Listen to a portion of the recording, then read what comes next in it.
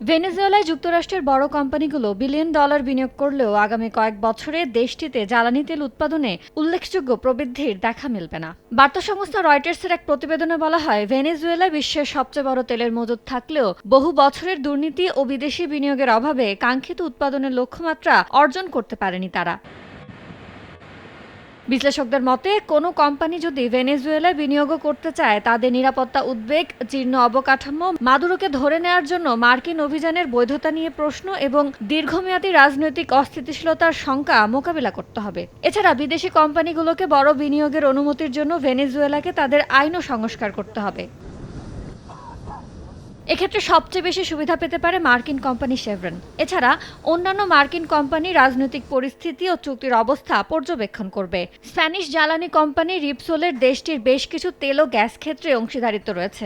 অবশ্য কোম্পানিটির লাইসেন্স বাতিল করা হয়েছে, আর এখনও ভেনেজুয়েলায় তাদের 586 মিলিয়ন ইউরো পাওনা বাকি। 2013 সালের পর ভেনেজুয়েলার অর্থনীতি সংকুচিত হয়েছে। উৎপাদন কিছুটা স্থিতিশীল হলেও বিশ্ববাজারে অপরিশোধিত তেলের দাম কম থাকা এবং মার্কিন নিষেধাজ্ঞার কারণে দেশটির আয় কমে আসে। গত বছর গড়ে দৈনিক প্রায় 1.1 মিলিয়ন ব্যারেল বা বৈশ্বিক উৎপাদনের মাত্র 1% তেল উৎপাদন করে দেশটি। ইয়ানুর শিফাত, সময় সংবাদ।